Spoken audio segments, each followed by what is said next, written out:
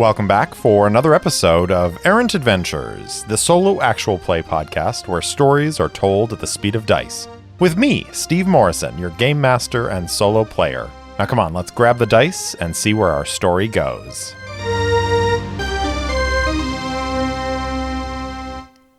Welcome back for Chapter 27 of Book 1, Meridian. Last time, Captain Harton Royal tries to convince Einar to give his blessing to the mission he wants Sejana's help on, but Einar refuses. Royal speaks with Sejana directly after, making it clear that she can either help him or the crew will be pressed into service by the Gita Protectorate. The mission is a highly dangerous raid on the Scaza Mining Consortium refinery to capture an experimental gas intended to pacify the Gita. Sejana accepts the mission and prepares for it. Einar's angry that she agreed, but she tells him this is the fastest way to get them back to Cassida. She rests for a few hours and then gathers her gear from her days in the ISS. Suiting up, she makes her way to the docking bay where the crew bids her good luck.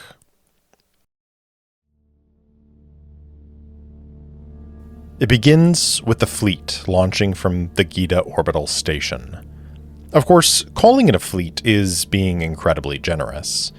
Other than the Alabaster, all the other ships are retrofitted ship's boats, or cargo haulers. If it weren't for her expertise, the Wolf might have been pressed into service, weapons cold-welded to the hull and sent out into space, with a crew who probably knows next to nothing about fleet actions. Sejana stands in a corner of the bridge, watching Royal's crew snap to action. For a brief moment, nostalgia for the Imperial Navy flits through her. They move with the confidence and poise of competent ship handlers, a credit to their training.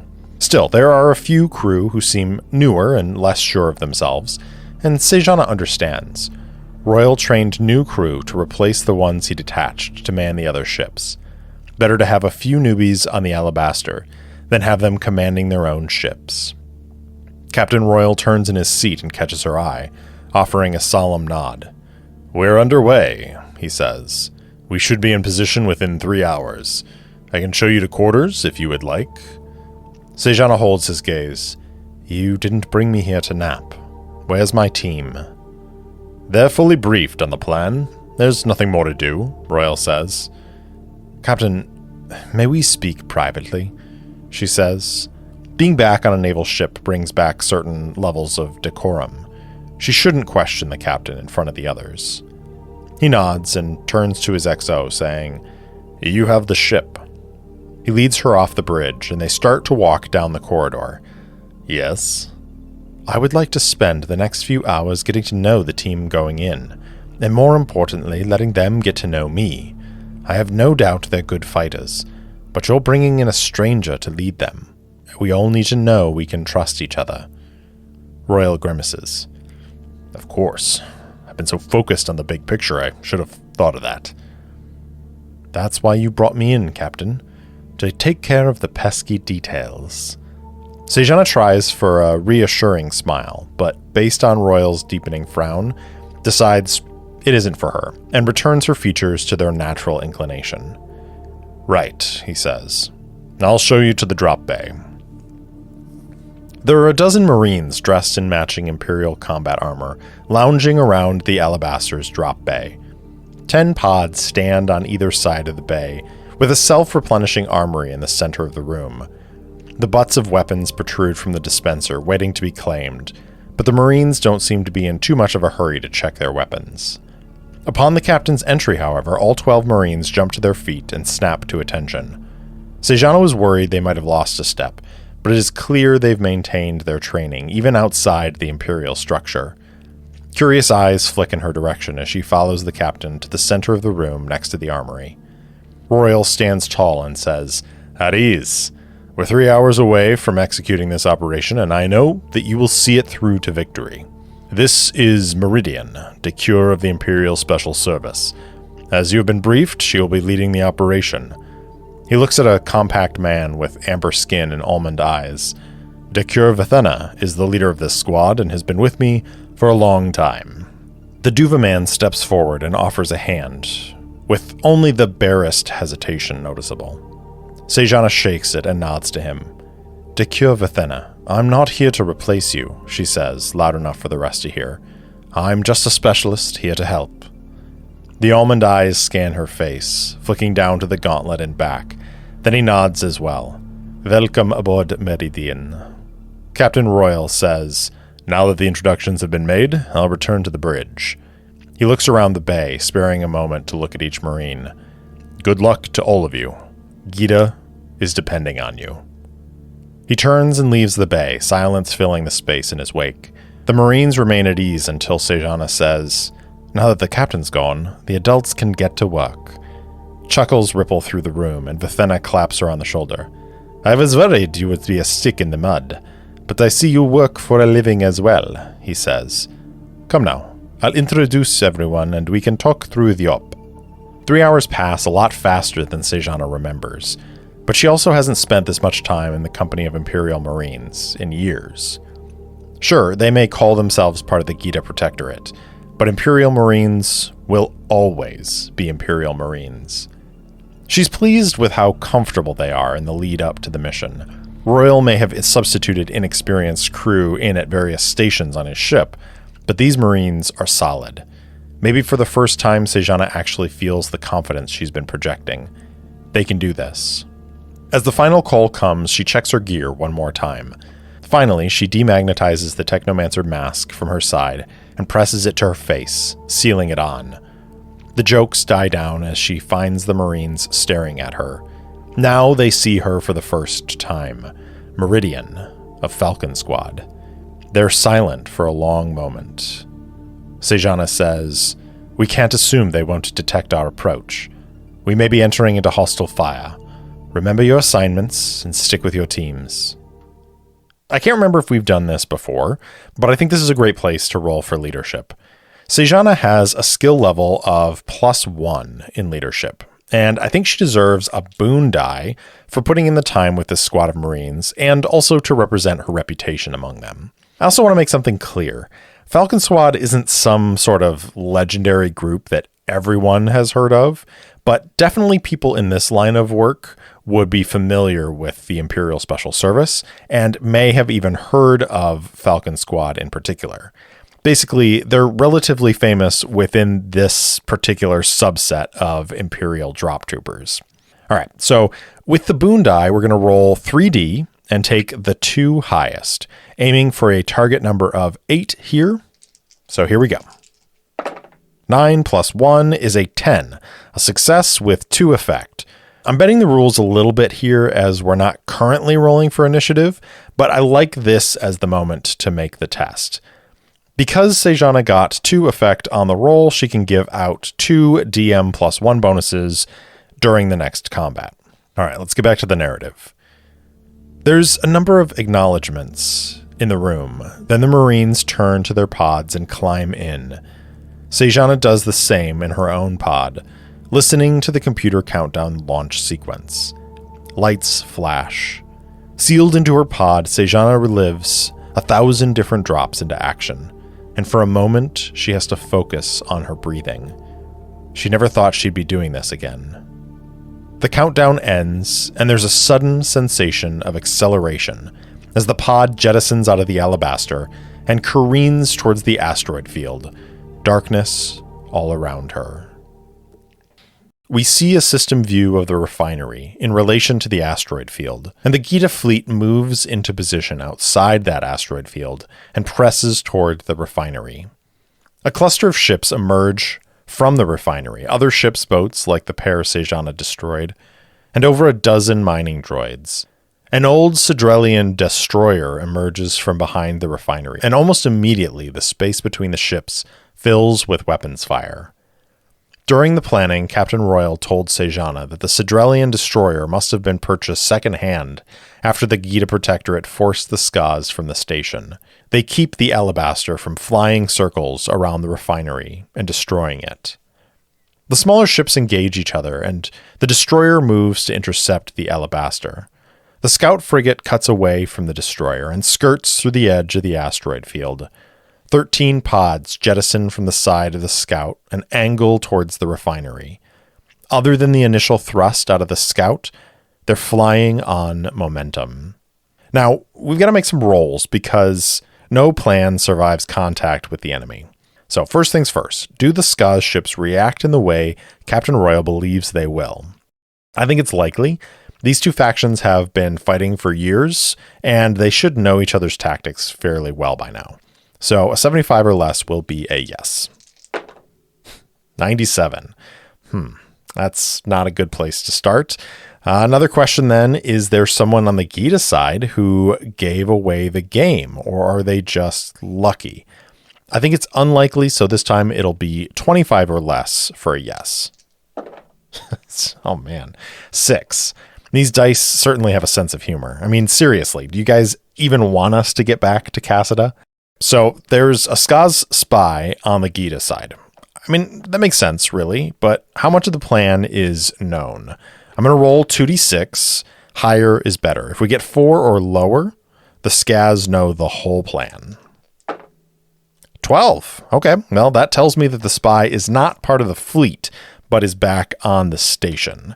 They know an operation is underway and sent warning, but the actual plan itself remains secure. So the Skaz distribute their forces differently than normal. Maybe they expect some sort of sneak attack from the asteroid field. So they've kept a few ships in reserve to act as a quick reaction force. According to the High Guard supplement for Traveler, which has a whole bunch of ships in it, a ship's boat has a basic sensor package, which gives a DM -4 penalty when scanning. I think because the pods are designed for this sort of orbital insertion and because they're operating under minimal power, I'm going to apply an additional DM -2. So we're looking at a total of -6 for the Skaz reserves to detect the approaching pods. Now, I'm going to roll a d6 to see how many ships are held in reserve. 4. Assuming they're actively scanning the area, I think that entitles them to a bonus. Because their sensors are so bad, I think the bonus should be equal to +1 for every 2 ships, so that's going to be a +2 total. I don't think the crews are probably all that well trained, so let's say they have a +1 to their electronics sensors skill. Adding it all together, we're looking at a -3 total DM for the ships to detect the incoming pods. Target number will be 8 because we've already accounted for the low power on the pods. See how this goes. Yep, 3 is a total failure. So once again, we see this engagement happening against the backdrop of this asteroid field. Ships, boats, and mining drones that have no business trading weapons fire. The 2 heavy hitters, the Alabaster and the Sidrelian Destroyer, trading missile launches and heavy laser fire. Then we snap zoom across space to these 13 pods as they race past the 4 reserve Skaz ships' boats, hanging back close to the refinery. Final question for the Oracle. How on target are these pods? I think it's likely that they are on target. So once again, 75 or less. 19. All right. Just before they would hit the refinery, thrusters fire and the pods perform a hard deceleration, snapping up parallel to the wall and slamming into it, fast sealing. Pressure charges in the pod detonate. The detonation rips through the wall of the refinery, and Sejana steps through the opening, kinetic rifle raised and sweeping the room. Her technomancer mask keeps the smoke and debris away from her eyes as she looks for any motion. To her left and right, a pair of Marines also are sweeping the room, and they clear it. Her heart pounds from the excitement. It's been too long, and she'd forgotten the mix of terror and excitement that accompany a drop. She breathes steadily, forcing her body to focus on the mission at hand. They're standing in a small office, now covered in debris, and there's no sign that it was occupied when the pods came in. Small mercies, Sejana thinks. The Marines stack up on the door and look at her. She nods and one of them opens it. Sejana exits the office into a long corridor, sweeping it with her weapon as she moves. Another office door opens and Vithena emerges with 2 more Marines. Shoulder to shoulder, they march down the hallway, alarm klaxons sounding. Sejana blinks a map into her retinal display. If their intel is correct, they arrived right on target, the R&D level. They follow the corridor down to an intersection where Sejana and Vithena take opposite walls, stacking up. Sejana gestures to 2 Marines and points at the hallway on the left-hand side, points at the other 2, gestures at the hallway on her side of the corridor. They step into those hallways, weapons raised, ready for a threat. Let's roll a d6. If it's a 1 to 2, hallways are empty. On a 3 to 4, more Marines join them. On a 5 to 6, they meet resistance. Here's the roll. That's a 2. The Marines call clear, and Sejana takes another quick look at our map. This feels like a good time for a recon check. +3 against a target number of 8. 8 exactly. She says into the squad comm, "There should be a control junction down the left side, about 10 meters. Vithenna nods to her, and she stacks up behind the 2 Marines in that hallway, tapping one on the shoulder to get them moving forward. Vithenna and the other 2 Marines collapse in behind her, covering their rear. A door opens and someone steps into the hallway, dressed in a security uniform. His eyes widen as he sees the Marines in the hall, and his hand instantly goes to the sidearm strapped to his side. One of the Marines pulls his trigger and fires. Let's say these guys have a +3 to their gun combat, and I'm going to give him one of those boons from the leadership roll. So he'll be rolling with an additional +1. Target number of 8. Their kinetic rifles also have an auto 2, so he's going to take a burst shot, which means he'll add that 2 to the damage if he hits. Here's the roll. 10. Their kinetic rifles do 3d damage, so that will be 12 plus 2 effect, plus 2 for the auto for a total of 16. The security guard grunts and gurgles as a burst of kinetics slam into his body and he crumples to the ground. It's unlikely he was the only one in the checkpoint. 49. No, he wasn't. There's a shout from inside, and the door slams shut with an audible click. Sejana orders the Marines forward and says, "We have to take that control room." They move up to the door, and one of the Marines pulls out a small explosive device. He slaps it on the door and steps back. With a nod from Sejana, he triggers it. We'll roll explosives for this. I think this Marine probably has a 2 in that skill. Against a target number of 8, 13 total. The door cracks and implodes for a split second, ripping off the hinges, before the secondary detonation propels it inside the room. Sejana's the first through the door. There are 2 more security officers inside. Were either of them in line with the door? I think it's a small chance. 16. No, they're behind cover, drawing out weapons. I think the door explosion gives Sejana a moment of surprise. She sees them both cowering behind an armored placement. With a thought, she switches her rifle to full auto and lights them up. So Sejana carries a Titan Sweeper Advanced, which has auto 3. She's going to take 2 shots at the security officer on the left, who looks like he's priming a shotgun, and then 1 shot at the other. She's got a total of +3 from her skill, +1 because the targets are within the rifle's short range. That's a total of +4. But she's going to lose -2 because of the cover. So she's only got +2 on each of these 3 attacks. First attack against shotgun guy, that's a 10. Second attack against him, only a 6. And then attack against the second guard, 8. So we've got 2 hits. An advanced combat rifle does 3d damage. I don't think these guards had time to grab security vests or anything that would act as armor. I'm not even sure the station knows they've been boarded. I think the alarms probably indicate an impact, and it's possible they're used to small impacts from asteroid chunks. So the damage will go straight through.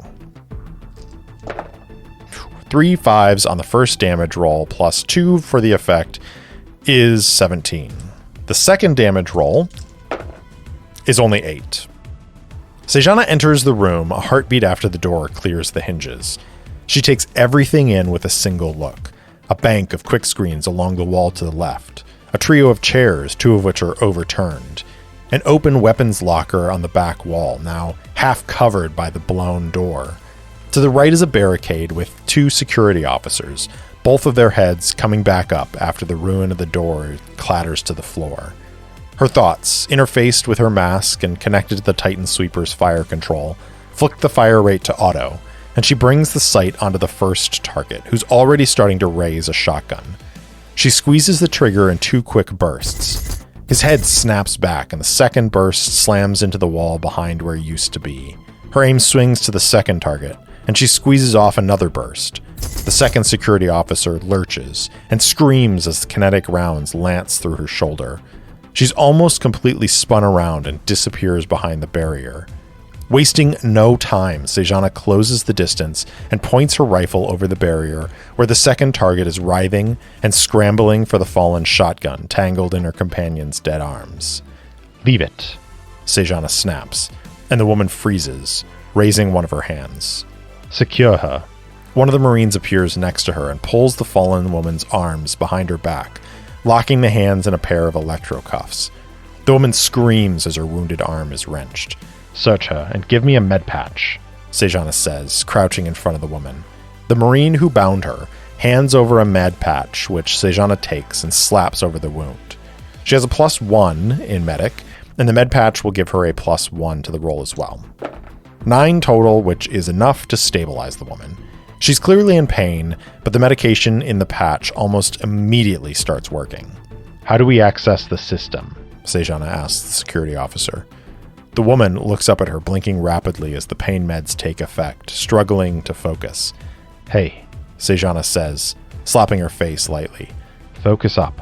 I've patched you, but don't mistake my intentions. If you don't tell me how to access the system safely, I am going to kill you." She touches a hand to the electro blade strapped to her side, and it won't be quick or painless. Can you imagine the amount of pain your body can endure with those meds in you? You might think it won't be painful, but I can promise you that meds can be taken away as easily as they can be given. Now, how do I access the system? Sejana has a +3 in deception, and given the situation, I think she gets a boon die on this roll as well. Target number of 8. I don't think these guards are particularly loyal to the organization. It's going to be a 10 total. The woman's eyes clarify for a moment, and horror crosses her face. "You're barbarians. Please don't kill me. It's a code, and there's a biometric scan. The code is 13 Alpha 4 Delta 9. Sejana nods and stands, turning toward the quick screens on the wall. Vithenna looks at the carnage, then at her, and stares. Sejana ignores him and steps up to the controls. The Marine brings the wounded officer, and they scan her hand, and Sejana enters the code. The security system unlocks, and she enters a search for their objective. Let's roll a quick electronics computers to see how long it takes her to find the information.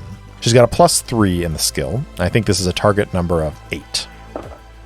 6 total. I know, the dice are always going to turn against me at some point. There's a lot of research data in the system, and most of it is encrypted. It's not like random security guard number 3 has top-level clearance for this corporation. It takes Sejana about, let's say, 5 minutes to track down the appropriate file and determine where it's located. She disconnects the system and says, "I know where we need to go." Vithenna says, "I get the feeling there's bad news. It's on the other side of the station, and someone detected our pods. It took them a couple minutes to figure it out, but I saw the security alert go out. They know we're here now."